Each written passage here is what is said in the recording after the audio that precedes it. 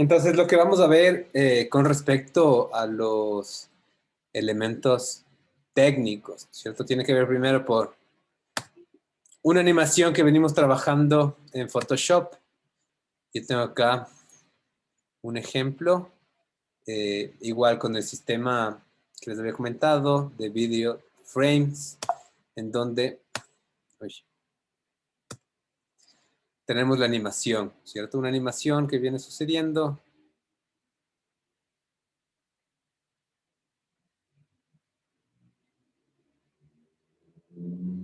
En donde podemos como identificar además como estos elementos que formaban parte de los procesos iniciales, ¿no? De exploración. Entonces hay una cosa interesante que ocurre aquí. No sé si es que ustedes avancen a fijarse, si no...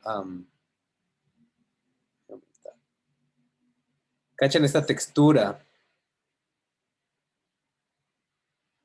que está pintada acá, no? Entonces hay una textura que aparece únicamente en los primeros layers. Entonces fíjense en estos primeros layers en Photoshop además, ¿no es cierto? Más allá de todo el proceso de animación que corresponde al personaje, por un lado. Después, por otro lado, y son cosas que deben poner atención porque todos estamos concentrados muchísimo en nuestro personaje animado. Todos tenemos animaciones que tienen como lógicas parecidas a estas. Pero no hemos pensado todavía en los fondos, ¿no? No hemos pensado todavía en cómo terminar de aterrizar nuestra animación. Entonces, por un lado, fondo que fácilmente igual pueden resolverlo con un solo color o con un elemento que sea fijo. Y después, por otro lado, cuando ustedes tengan listos ya sus 36 frames, este es como solamente un brush que pinta de manera aleatoria, ¿no? En diferentes lugares con blanco. Pero claro, ¿cuál es el problema aquí? Si es que yo repito estos elementos en toda mi animación, se empieza a volver súper pesada, ¿no? Sobre todo mientras más largas sean nuestras animaciones. Entonces yo lo que he hecho en Photoshop es definir 7 layers, que después en After Effects, cuando edite, voy a componer una repetición. Entonces, de nuevo, estos elementos están creados en función de capas, ¿cierto? Una capa para la ropa, otra capa para las piernas por colores, ¿no? Otra capa para el cuerpo, otra capa para el balón, etcétera, etcétera, etcétera, cabello, boca, yo qué sé. Pues voy a salir ya de Photoshop. Ah, y esta cosa es adicional, ¿cierto? El frame. ¿Dónde se encuentra mi frame? ¿Qué es lo que yo quiero que se grabe después? Entonces nosotros no estamos trabajando así este momento, pero por lo general, y esto les dejo igual como recomendación, lo ideal en las animaciones, sobre todo animaciones cuadro a cuadro en las que empezamos a generar modificaciones muy grandes a la cámara, es que trabajemos en un formato más grande del que vamos a presentar. Corresponde, sí, evidentemente, a dibujar a veces muchas cosas que no aparecen, ¿no?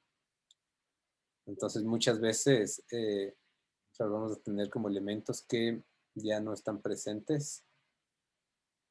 Fíjense aquí en función de lo que yo quiero que aparezca en mi cámara. Sin embargo, nos ayuda muchísimo a entender como lógicas de proporciones, a poder mover con mayor facilidad al personaje para cuadrarlo dentro de nuestros ejes, de nuestras guías. Entonces, una vez que tengamos la animación, hasta ahora lo que hemos estado haciendo es exportarlo como GIF. Entonces, todos han ido a la opción de Save for Web y exportar como GIF, pero esa no es la manera en la que vamos a trabajar nuestro formato final idealmente, ¿no? Creo que ahí también va a depender muchísimo de de cómo ustedes terminen de presentarlo dentro de la web, pero cuando hacemos animaciones que no son necesariamente para la web, sino que son cortos o micro cortos o pastillas animadas, no nos vamos no trabajamos necesariamente con estos elementos, con estas extensiones. Entonces yo voy a crear mi archivo. Mira, pues abrir Premiere Pro en lugar de abrir el After Effects.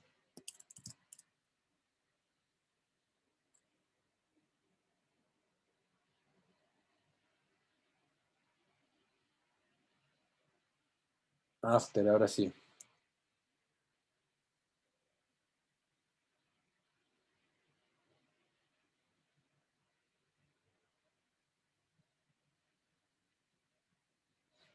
Ok.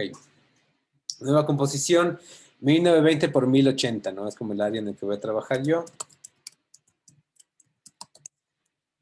Frame rate 24. ¿Cuánto tiempo va a durar mi animación? ¿Cuánto tiempo tengo acá? 5 segundos, 23 décimas. 5 con 23. Background negro. Entonces tengo mi composición en After.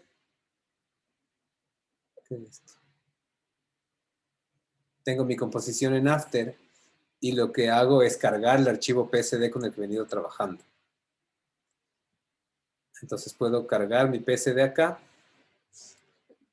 Nuevamente tengo las preguntas que se vinculan a lo que revisamos en clase pasada. Entonces trabajamos con la composición, manteniendo el tamaño de cada uno de los layers. Y voy a tener esta composición en donde, por un lado, yo puedo visualizar lo que está ocurriendo. Y bueno, ahorita, como es la primera vez que voy a visualizarlo, fíjense, ¿no? Estoy viendo a 1 frame por segundo. Que evidentemente no es del tiempo real, sino que es un proceso de renderización de mi archivo. Vamos a tener que esperar un ratito hasta que se renderice por completo.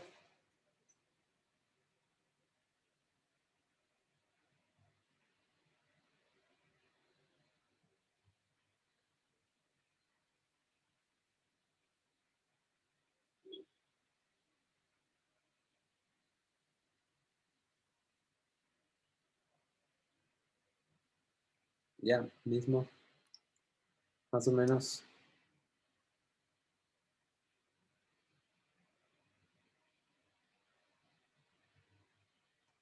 El mismo.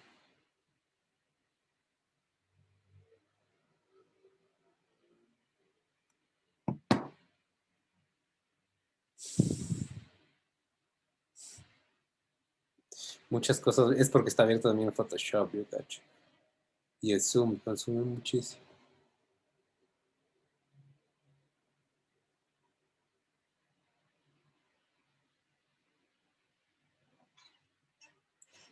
Paciencia.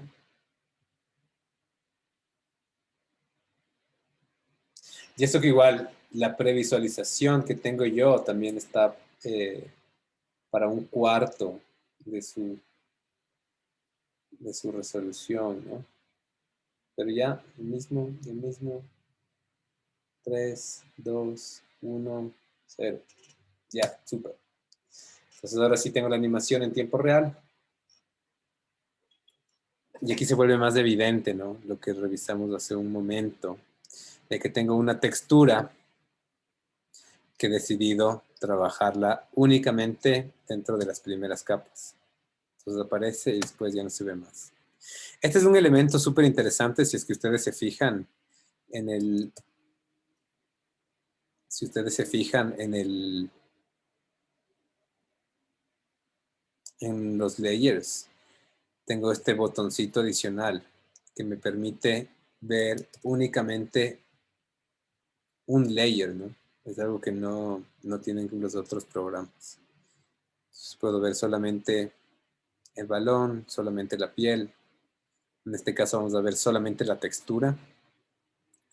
Evidentemente la capa de textura se encuentra también dentro de esta carpeta que se ha creado. Entonces yo puedo buscar aquí mi textura, que es una composición, y a esta composición puedo abrirla. O por otro lado, puedo abrirla desde acá, ¿no? Cualquiera de los dos lados me va a dar el mismo resultado. Y lo que veo es de nuevo mi obra de aproximadamente 5 y un poquito más de segundos.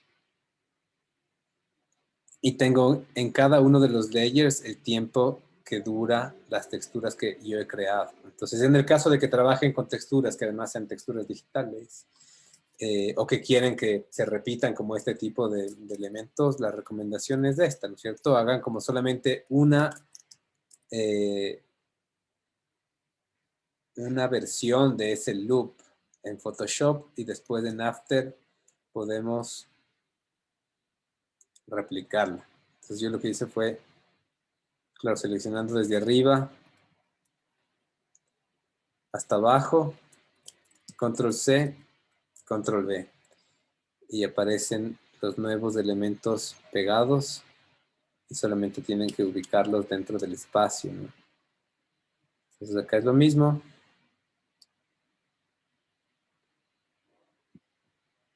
Y esto te consume evidentemente menos memoria porque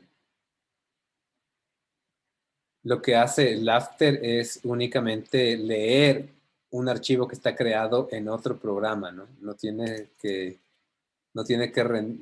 lo está renderizando en tiempo real, como lo hace Photoshop, por ejemplo, sino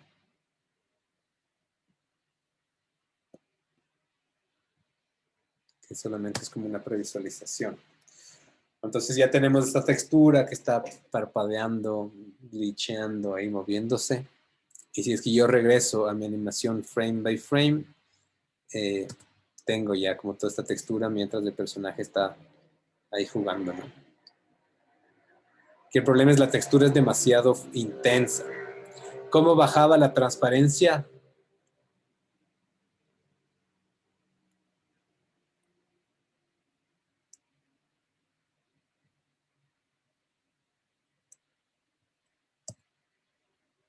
Presiono la T, ¿no es cierto?, de transparencia y aparece este elemento que me permite bajar acá.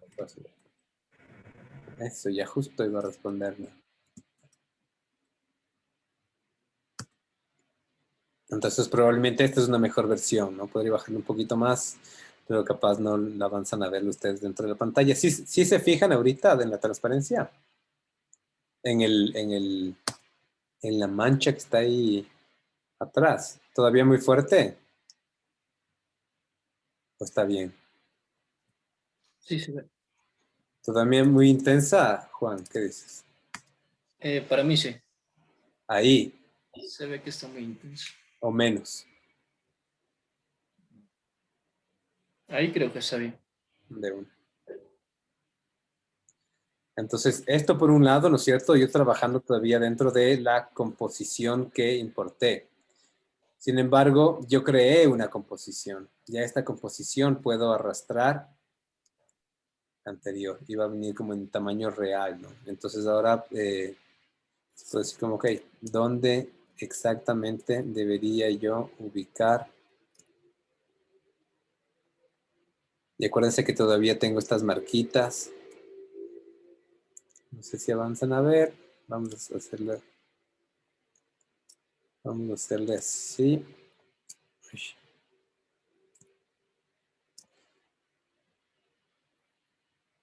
Aquí está el frame que yo dibujé, ¿no es cierto? Donde yo decía como aquí quiero que se vea. Entonces en este caso puedo posicionarle de manera adecuada. Es decir, como quiero que exactamente esté aquí. Donde ya corresponden cada una de los vértices. Y luego de esto, vuelvo a Photoshop, le desactivo porque ya no necesito esa referencia, guardo y cierro. Y bueno, espero que se termine de guardar.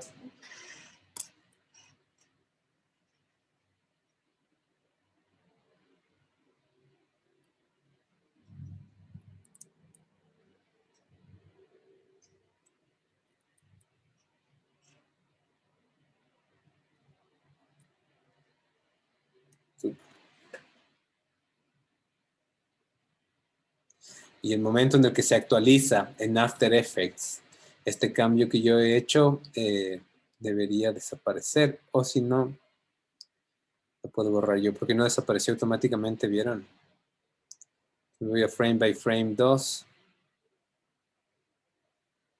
Me voy al frame, este elemento, y o lo oculto o lo borro, ¿no?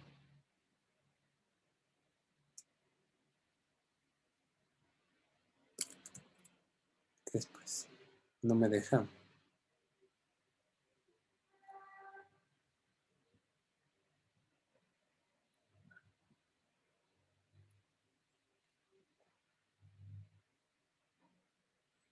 Está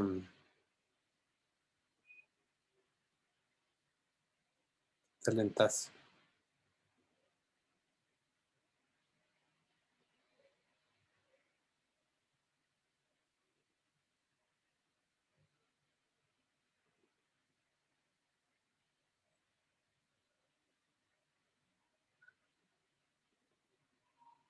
Ya, ahí sí, desapareció.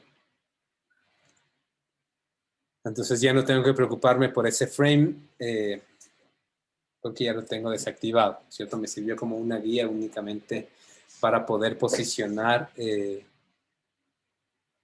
mi composición en el lugar adecuado.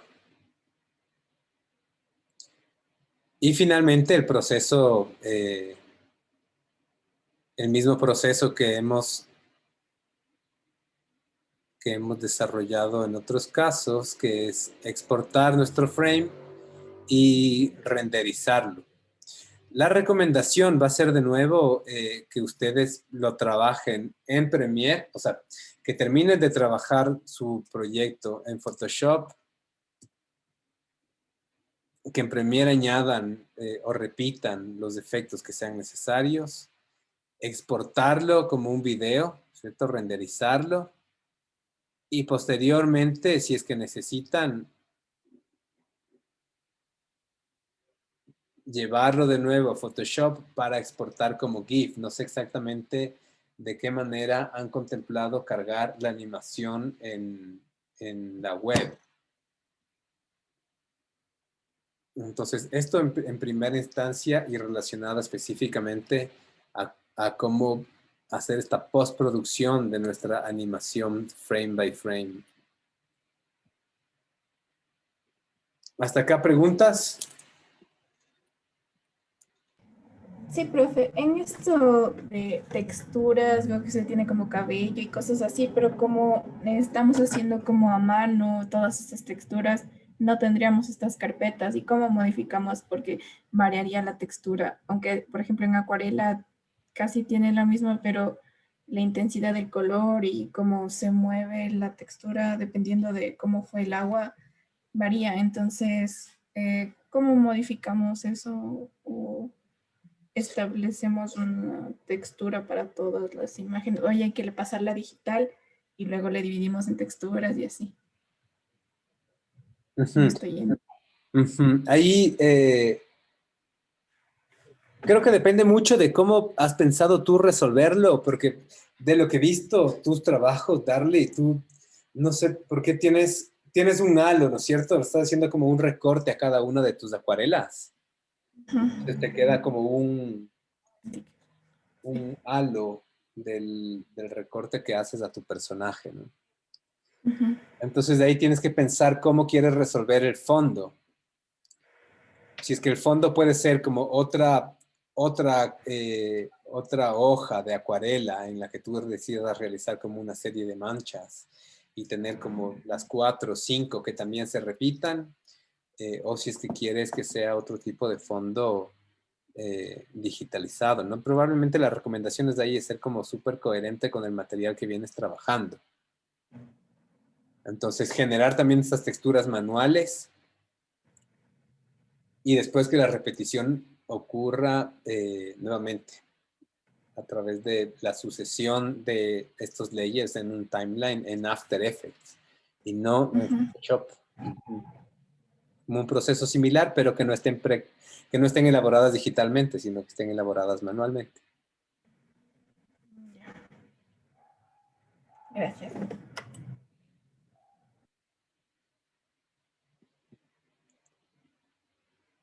Súper.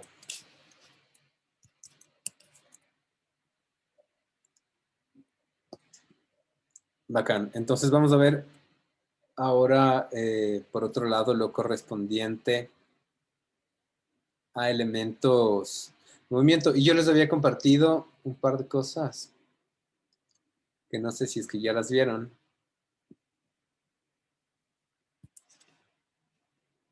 Acá, ¿no?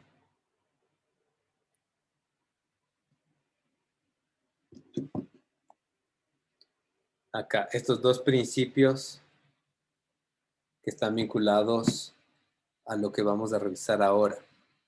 Entonces, por un lado es el squash y el stretch como parte de igual de los 12 principios básicos de la animación, y por otro lado es el timing, ¿no?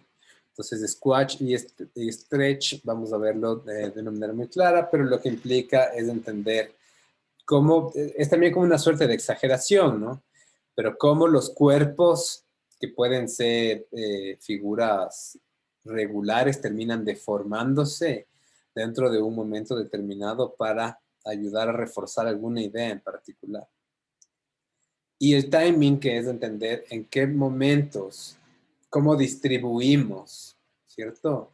Cómo distribuimos el movimiento de nuestro elemento de una manera no necesariamente regular, sino con estos, por ejemplo, con estos comandos de easy ease que observamos la clase pasada y a través de la modificación de las curvas de Bézier.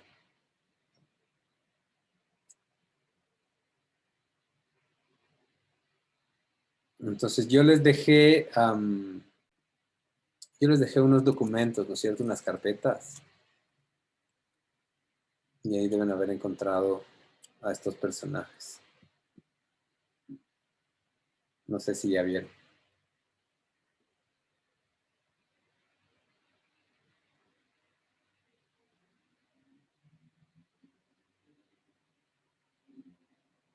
Aquí tenemos estos personajes, ¿no?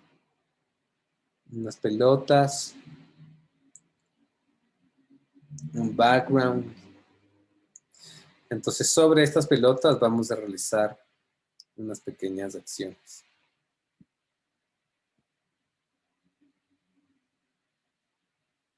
Primero sí, y esta es la más básica, ¿no? Pensemos como nuevamente en la pelota número 1.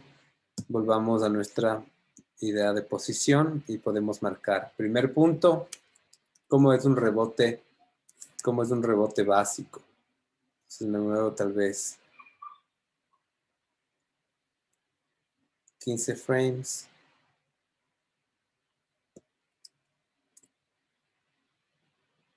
La llevo mi pelota a la posición superior.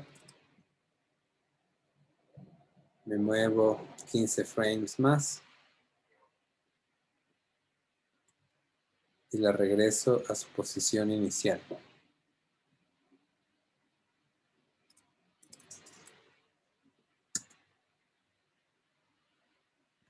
Está muy lento, ¿no? Vamos a hacer solamente 10 frames.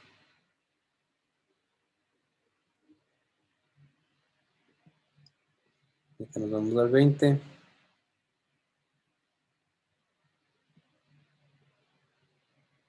Ajá. Entonces ahí tengo mi primera pelota. Sube, baja. Cuando rebota debería moverse un poquito más, ¿cierto? Vamos otra vez vamos al 5 más.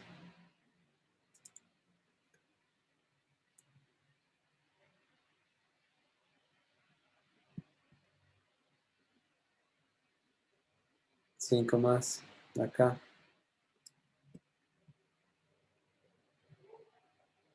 Y cae. Entonces, tengo un movimiento re básico de rebote de mi pelota. Voy a llegar hasta acá. Me voy a acercar un poquito. para no quedarme ciego. Entonces tengo esta pelota que está rebotando. Lo primero que hacíamos nosotros era a estos elementos intentar modificarles a través de el keyframe assistant, ¿no? Aquí ponemos un easy is y tenemos ya una primera noción de movimiento, pero sigue siendo como un poco extraño, ¿no? Sigue siendo como un poquito forzado. Entonces, acuérdense, en el editor de velocidad del gráfico, llegábamos a las curvas y las curvas nos permitían, si es que esta es la posición más alta de la pelota, identificar dónde se va a mover más rápido y dónde se va a mover más lento.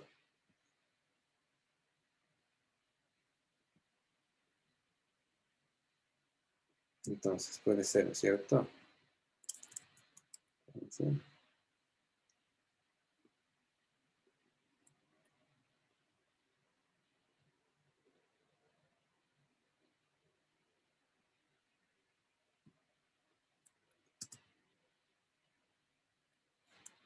Entonces tenemos ya una noción de cómo sube, se queda suspendida un momento en el aire, cae con más fuerza y después de nuevo debería tener misma relación y la misma relación para el cierre, ¿no?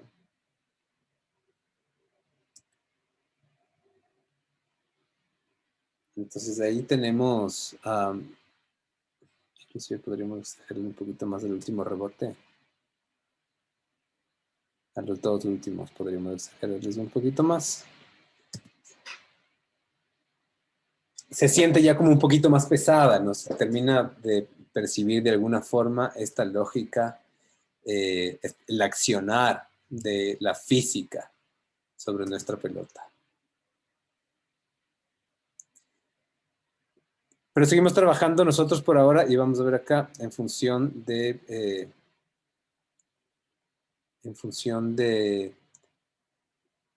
el tiempo y de la velocidad. Ahora quería hacer un ejemplo similar, pero en donde vamos a ponerle más cuidado ya no necesariamente al tiempo, sino al espacio. Cuando trabajamos de nuevo desde posición,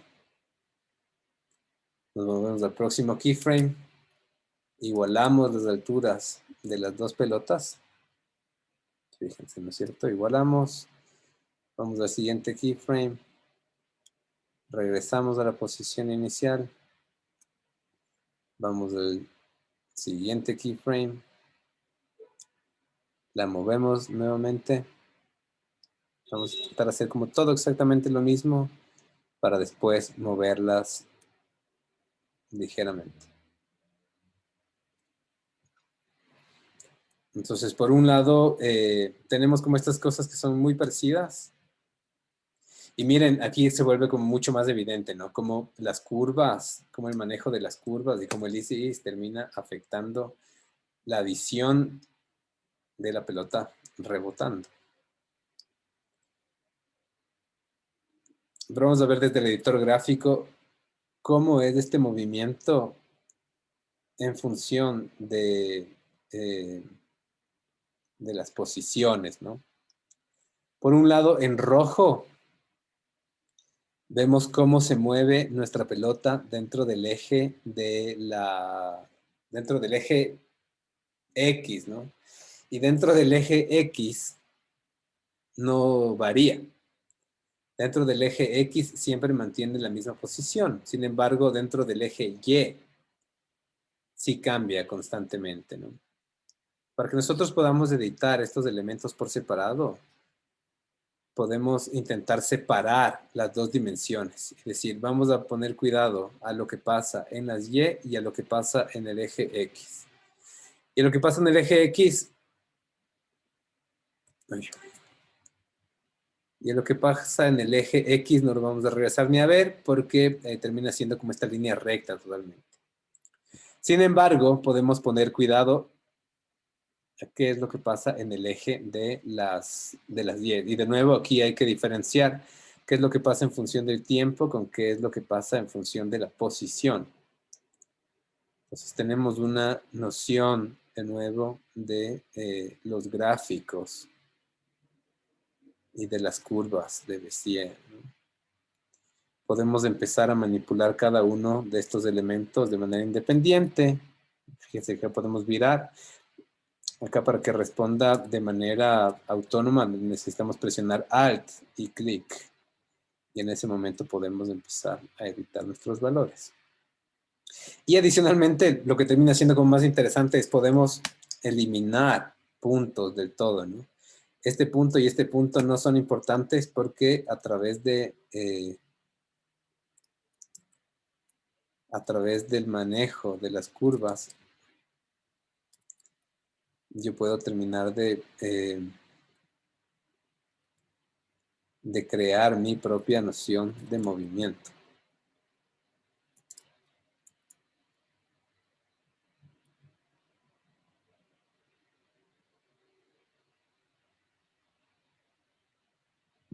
Entonces va a ser muchísimo más sencillo de leer esta información y al mismo tiempo más sencillo de escribirla, ¿no?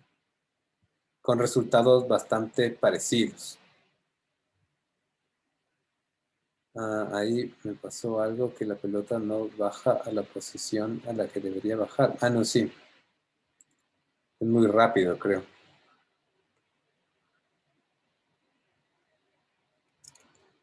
Entonces puedo editarla también, ¿no? En el caso de que necesite. Puedo nuevamente... Uy, la borré. La corté.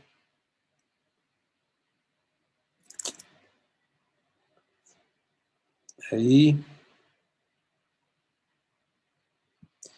Tratar de calibrar hasta que el punto sea como lo más parecido posible al rebote real. Si es que no hay puntos, podemos crearlos. Si es que necesitamos, podemos como incluir nuevos o más. Y tengo como una idea de movimiento muchísimo más, más fácil de reproducir, ¿cierto? Veamos cómo intentemos hacerlo. Igual de nuevo, en posiciones separadas, solamente a través de lo que pasa en el movimiento de las Y's. Entonces, si tenemos ya estos puntos separados, podemos poner una marca, identificar dónde queremos que termine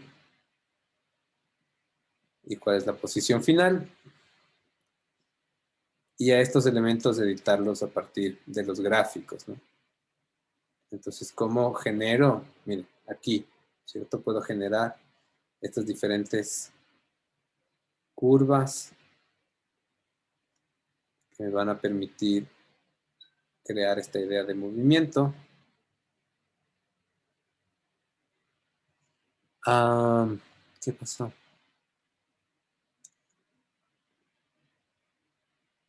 En la posición de las Y, sí. Está como muy chiquito tal vez. ¿Cuánto debería moverse? Está moviéndose solamente en píxeles, ¿no?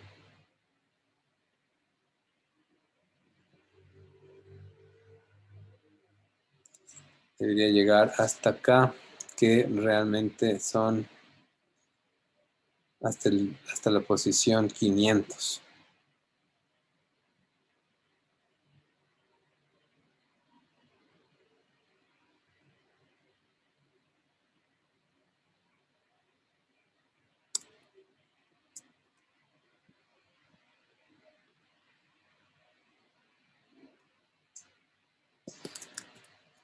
Ok.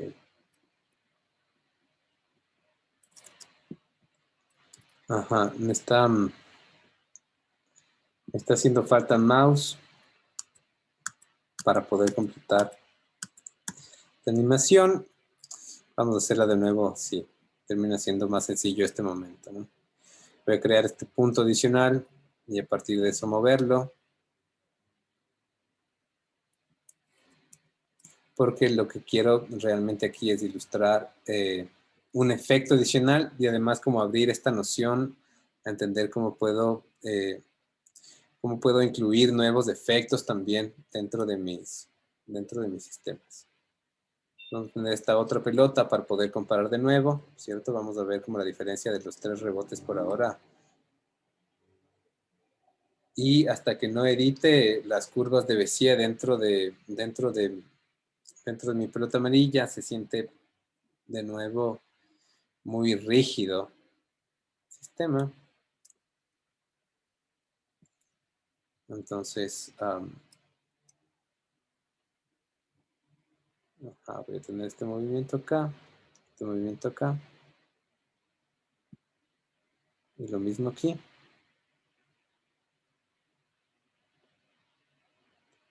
En función de posiciones, ¿no? De nuevo, y no necesariamente en función de la velocidad.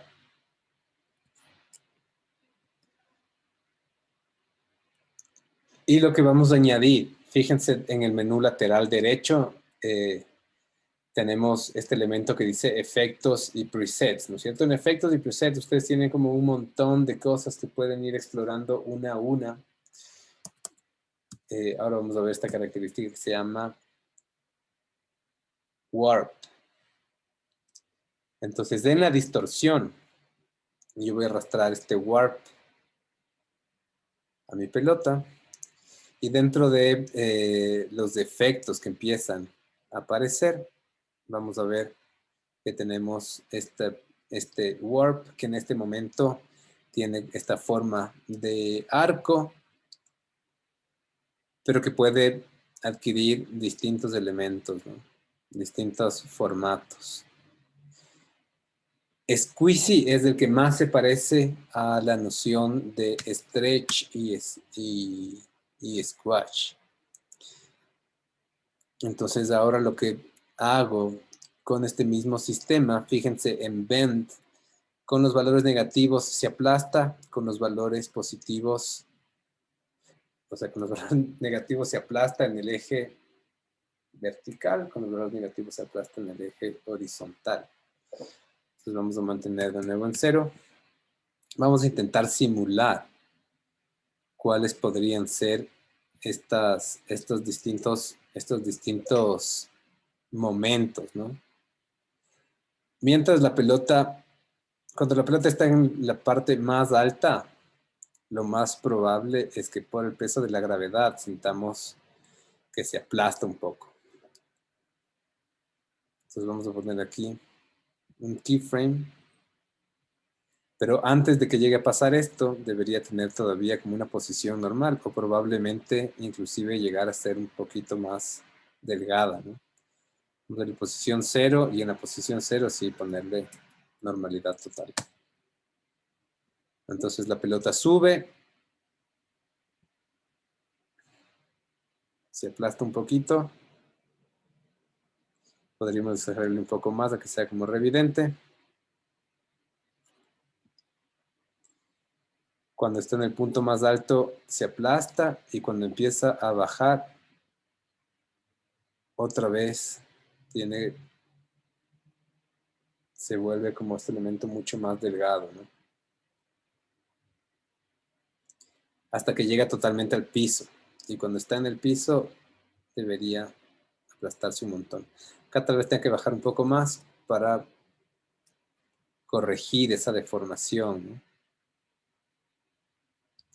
Y de nuevo, cuando vuelve a salir, recupera su posición normal, se aplasta un poquito más, o sea, se estrecha un poco más. Cuando esté en el punto más alto, de nuevo se aplasta. Cuando empieza a caer, otra vez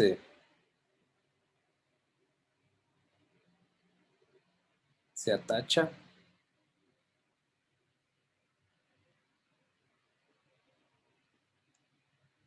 Y finalmente vuelve al 0, ¿no? Vamos a tener como esta primera previsualización Ahí creo que hay como unas de más. Sube, se aplasta. Baja. Ajá, esta vamos a moverle un poco más acá.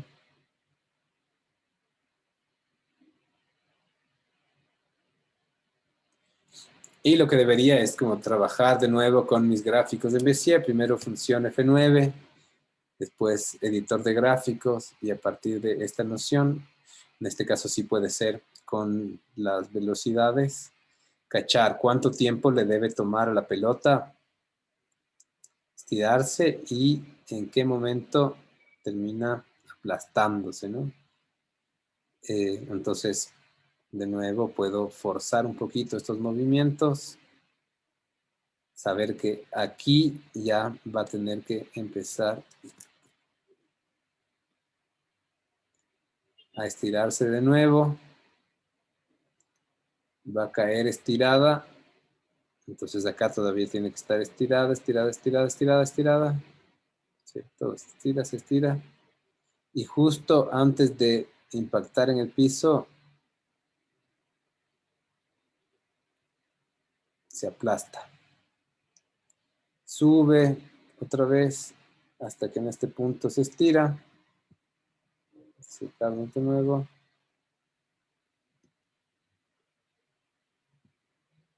Entonces esto es así. Aquí se aplasta. Este puede ser un tiempo más lento hasta que llega y en el piso ya, bueno, digamos que se queda ahí quieta. Entonces si deseleccionamos podemos como entender un poco más cómo terminan. Creo que hay algunos puntos que están como muy rápidos.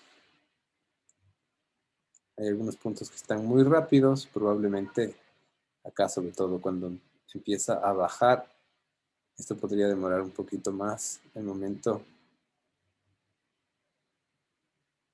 en que la pelota se despierta como esta capacidad de achatarse, ¿no? Pero tenemos como ya algunos otros recursos y referentes que nos van a ayudar muchísimo con estos elementos que permitan crear los botones interactivos, ¿no? Entonces, como nuevamente trabajo en este punto esta animación en la que cuando ponga mi mouse encima de algún objeto, realizo algún elemento particular, ¿no es cierto? Como que se mueva, aparezca, crezca, que tenga unas curvas que estén como súper bien tratadas y que además se aproxime a estas dos lógicas que forman parte de los videos que usted tenía que revisar antes que nada, ¿no es cierto? Squash y stretch, y por otro lado, identificar el manejo del tiempo de manera correcta en la animación.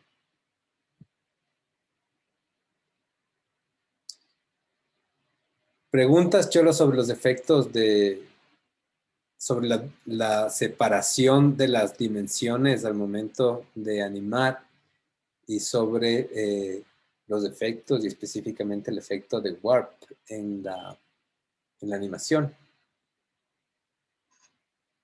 No. No. Con este F9 era para lo de los niveles de tiempos, profe, para suavizar el movimiento. Repíteme la pregunta, por favor. Con F9 era para lo de las curvas, Sí. suavizarles. Con F9 hacemos el easy ease. Ya, gracias. Javo, yo tengo una pregunta. ¿Cómo consigo ese war que le aplicaste a la pelota? Ajá, mira, aquí tenemos esta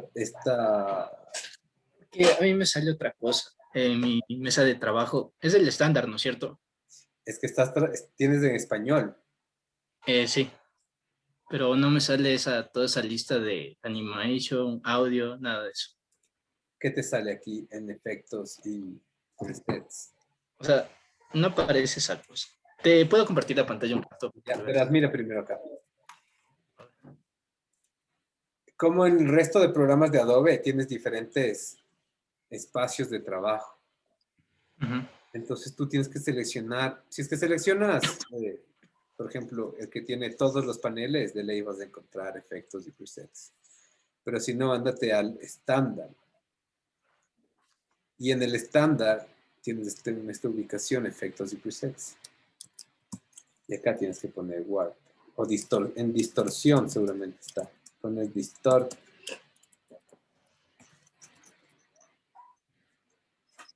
Warp. Efectos. ¿Cómo será warp? Efectos establecidos. Creo que es. ¿Lo encontraste? Aún no todavía.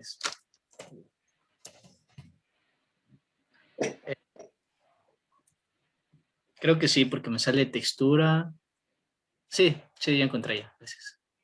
Ya.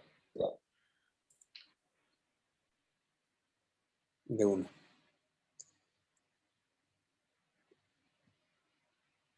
Hasta aquí todo bien, entonces. Súper. Entonces, lo que vamos a hacer, chicos, es de nuevo, ¿no es cierto? Empecemos a identificar cuáles son los botones. Habíamos hablado de al menos, no del menos, sino de 2 botones en los que generemos estas animaciones, para los que generemos estas animaciones. Trabajemos sobre estos formatos. ¿De acuerdo?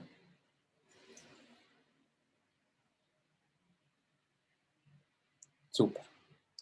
Esto sería parte de la entrega, ¿no es cierto? Serían 4 animaciones que deberían estar integradas. Ve, ya volvió el José.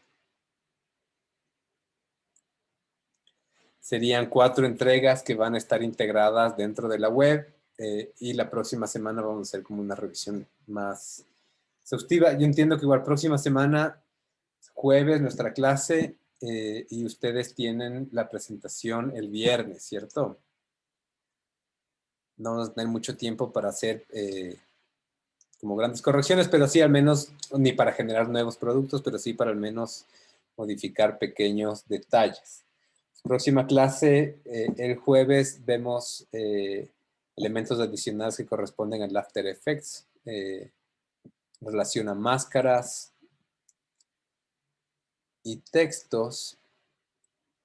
Y vamos a revisar también y pulir las animaciones que ustedes hayan elaborado y saldar dudas correspondientes a las otras pendientes. Adicionalmente, quiero que empiecen a explorar estos elementos y aquí hay una guía que está bastante bien hechita que se llama esta Ultimate Guide to Blending Modes. Entonces, si entran a este enlace, vamos a encontrar cómo responden los diferentes modos de fusión de capa en After Effects, ¿no? Que nos permitan también empezar a trabajar sobre distintas fotografías, por ejemplo, con las máscaras que vamos a aprender a utilizar en la siguiente sesión.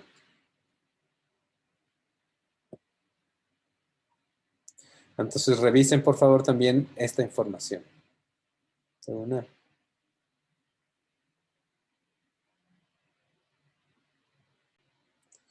Y por lo pronto, empecemos a trabajar también dentro de estos iconos. Tengamos hasta el final de la clase al menos la exploración sobre uno de estos elementos que ustedes vayan a querer destacar para que hagamos como, para que reforcemos, ¿no es cierto?, el manejo de la posición, de los movimientos y del efecto de blend en el after. Ya tienen seleccionados cuáles van a ir. La Darly sí. El resto.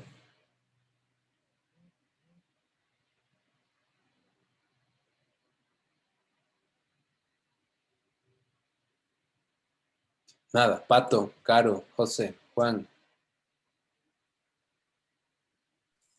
Yo ahorita voy a seleccionar los botones. Voy a ver todo. Caro. José, Pero fue una selección. Ahorita ¿cómo? hacer eso. Ahorita voy a hacer esa una selección. Ya de una. Identifiquemos entonces cuáles son estos botones y tengamos una primera aproximación del botón antes de que cerremos la clase. ¿Ya? Ya, profe. Yo sigo aquí y avísenme cualquier cosa.